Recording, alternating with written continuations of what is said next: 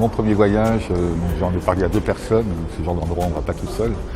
Et c'était suite à l'appel du gouvernement nord-coréen sur l'aide internationale. Donc ils ont laissé rentrer quelques organisations internationales. Donc on a fait une demande, ils ont une délégation à Paris, on a écrit un courrier en leur demandant, en expliquant qui on était, notre CV, nos capacités d'intervention, notre type d'intervention.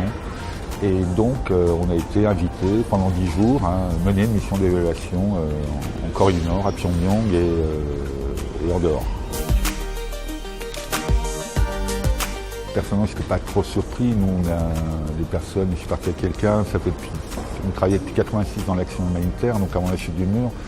On a travaillé en Pologne, on a traversé l'URSS, donc on a un petit peu l'habitude quand même de redire déjà l'architecture communiste, ainsi de suite. Donc cette impression-là, on a retrouvé des choses qui dataient d'avant la chute du mur, quoi. Donc on était, en même temps, c'est une autre culture, hein, c'est très loin de chez nous, mais on était pas totalement surpris. Moi, pour ma part, en tant que directeur de Triangle, je représente l'association avec le chef de mission sur place.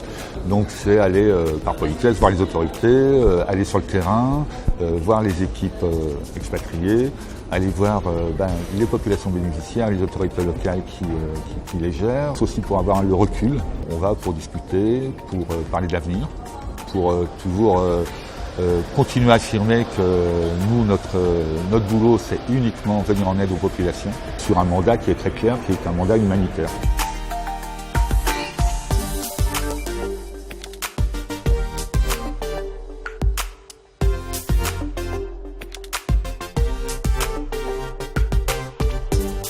Depuis 1998, le contact avec la population et avec les autorités a évolué. Au fur et à mesure, il y a eu plus de facilité à se rencontrer, plus de curiosité, les gens ont eu moins peur. Donc on peut être amené à être invité par une famille à manger des raviolis, des dumplings, à boire un coup. Ce qui est important, c'est d'être vraiment transparent. À partir du moment où on l'est, il y a une confiance qui s'installe, comme partout dans le monde. Donc voilà. Et ce qui est très important aussi, c'est pour ça aussi qu'on est quelques-uns à y aller régulièrement, parce qu'on est des visages connus, ils nous connaissent depuis longtemps, donc voilà, on entretient, eux ils parlent d'amitié, nous on parle de confiance.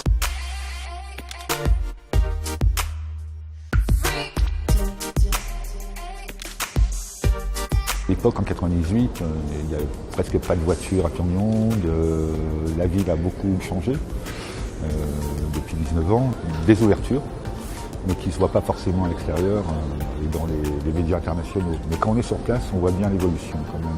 Les générations ont changé. Quand je suis arrivé en 98, tout le monde était habillé en gris, en vert et en bleu.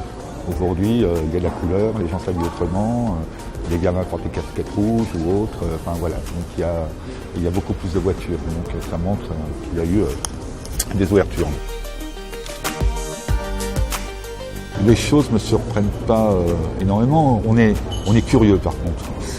Quand on travaille dans un pays comme ça, c'est stimulant intellectuellement. On essaye de comprendre comment fonctionne les cellules familiales, ainsi de suite. Donc on est toujours en alerte, toujours intéressé. C'est un pays, quand on y travaille, on ne s'embête pas en fait. Je suis plus dépaysé mais pas blasé. Mais il y a un truc qui frappe beaucoup, qui frappe énormément les gens qui viennent en Corée du Nord, c'est la propreté. Il n'y a pas de déchets qui traînent. Tout est extrêmement propre, ça c'est très très frappant. Et pas qu'à Pyongyang, dans le pays aussi.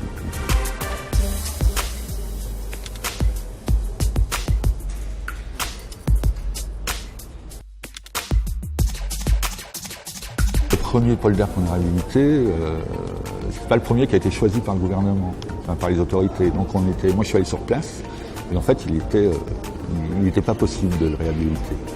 Et donc on a un petit peu peur de dire on va pas pouvoir faire ce travail-là parce qu'il est trop compliqué, parce qu'il y a trop de travail, parce qu'on n'a pas le budget suffisant. Et en fait, naturellement, on est allé les voir, on dit voilà, c'est pas un problème, on vous allez en choisir un autre.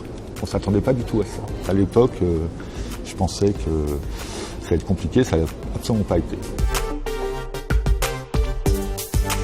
C'est beaucoup avec les gens avec qui on travaille, nord-coréens, quand des moments où on décide le vendredi soir, on va faire l'apéritif ensemble, donc chacun va faire sa cuisine.